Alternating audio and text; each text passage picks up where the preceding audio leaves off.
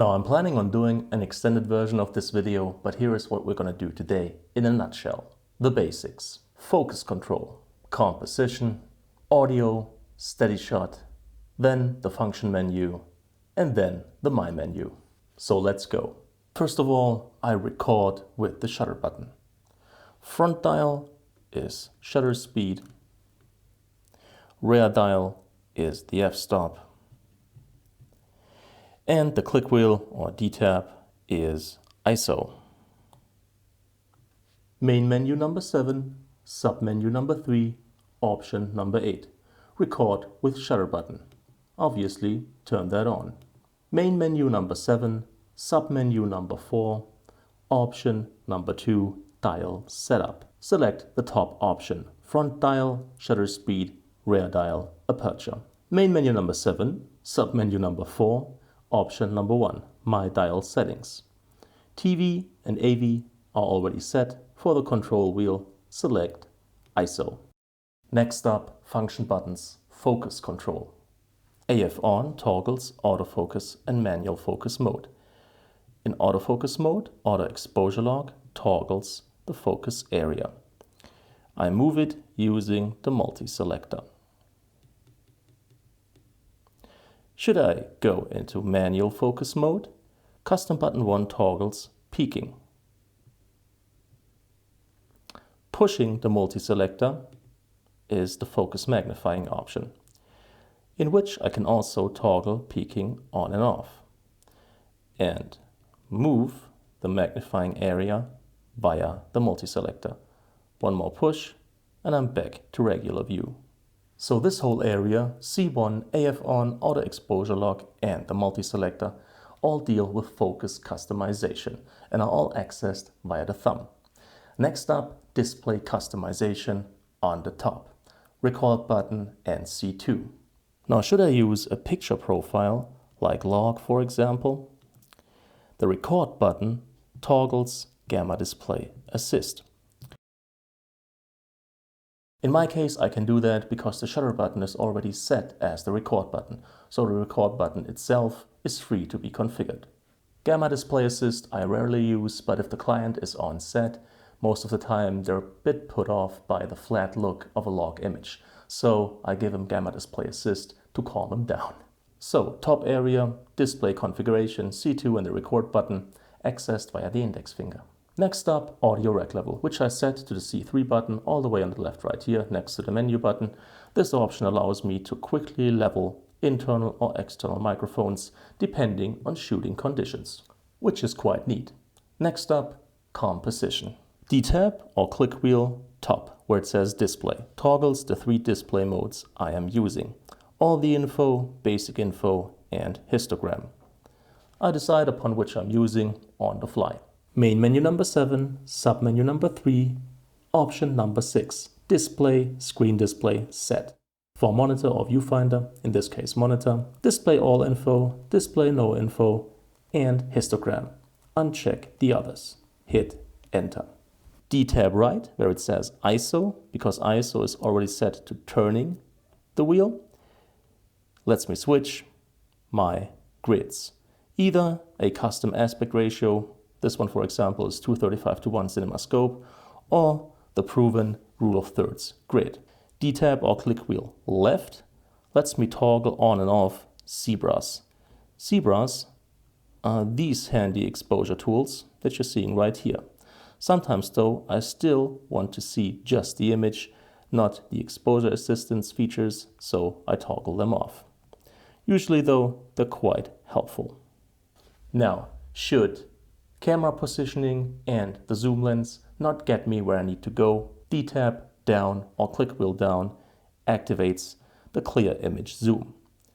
It's up to a 1.5x magnification and it's kind of a last resort measure. But very rarely I will go there to get the shot that I need. Then D-tab or click wheel center button. So the button in the middle right here gets me into white balance setup, which is something I have to do all the time. So I put it dead center and easy to reach. And last but not least, custom button 4, The trash can button down here gets me into my steady shot settings. Standard I use most of the time for handheld or tripod work. Sometimes if the stabilization fights, let's say a gimbal or a slider, I turn it off. And if I need extra stabilization, I go to active and am prepared to sacrifice some viewing angle. Now, where do you set all of the buttons up? Main menu number 7, submenu number 3, option number 2, custom key setting for video. Here you can select the function for all of the buttons that I've just shown you. Oh, and I almost forgot the last button, which is optional. Depends on whether you have a G Master lens or not, because the G Masters have another function button on the side of the lens barrel. I set mine to open my menu. Next up, the function menu, which is accessed via the FN button between the click wheel and the multi-selector right here. The first 4 options are all further autofocus customizations. The first one is autofocus transition speed. This one's important if you're going from, let's say, 24 frames per second real time to 120 frames per second slow motion. If you don't up the autofocus transition speed, once you slow the footage down to have slow motion, the focus, if you're using autofocus, is going to take forever to hit, which is super annoying. So if you're shooting high frame rates with the goal of slowing the footage down later on, you need to up your autofocus speed. And this is where you can do it. Next, autofocus subject shift sensitivity. If the camera is distracted during a shot where you need to use autofocus by foreground objects, for example, moving across the screen, you can reduce this setting and the camera will stick to the actual subject longer and more tenaciously. Face and eye priority in autofocus.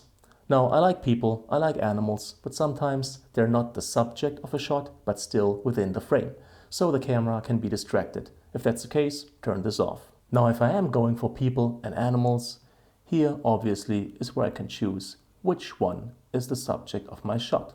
Next up, picture profile and creative look, which is grayed out once you're using a profile. Most of the time I'm shooting my standard custom profile.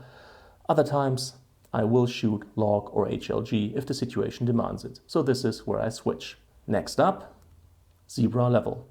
Now, depending on the picture profile you're using, they have different white points, so you need to set different zebra levels. This is where I do that. Next up, steady shot adjustment and steady shot focal length. Now, if you're using an electronic lens, the lens communicates all the data the camera needs to give you the best steady shot performance. However, if you're using a non-electronic lens, a vintage lens with an adapter, for example, the camera doesn't know anything about the lens.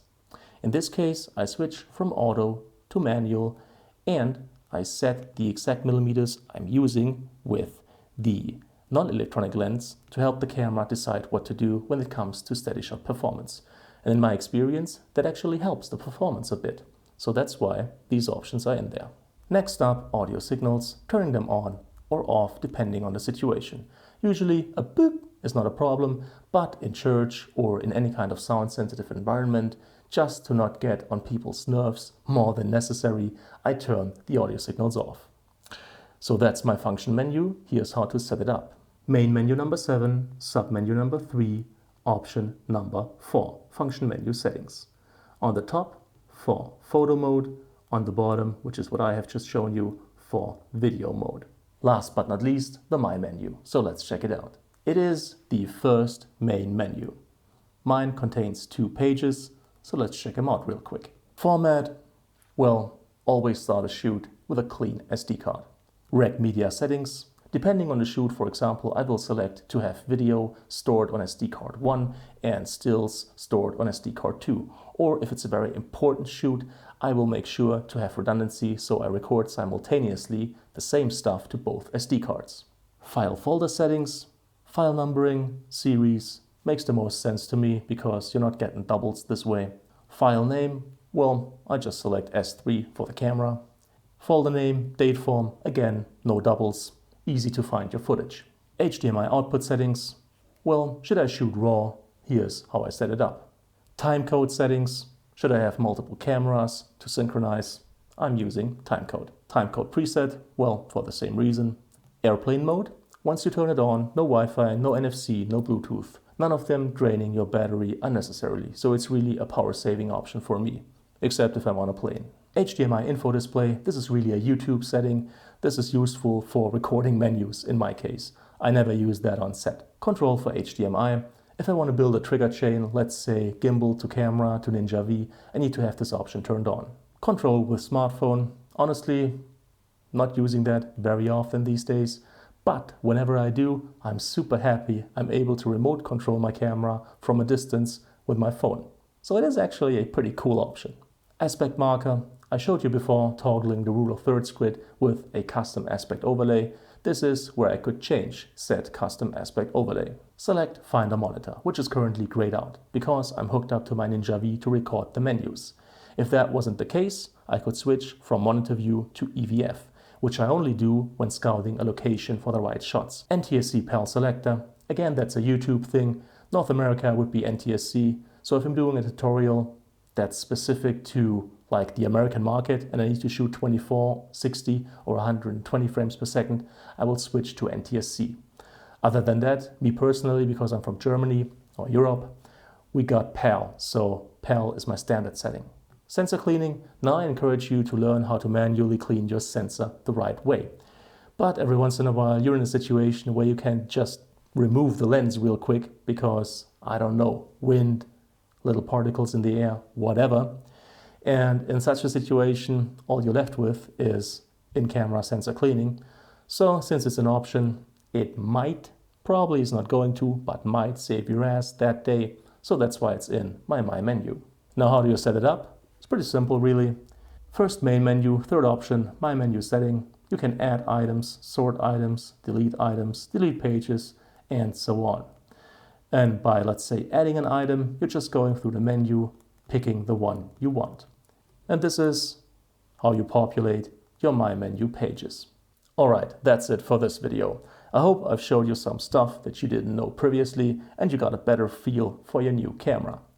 If you liked the video, if you found it helpful, please make sure to leave a thumbs up, it's greatly appreciated. Any kind of comment or feedback is welcome and I'll try to answer as quickly as possible. All the tech that I've used in this video is linked in the description. As always, thank you so much for your time, thank you for watching and hopefully see you again soon.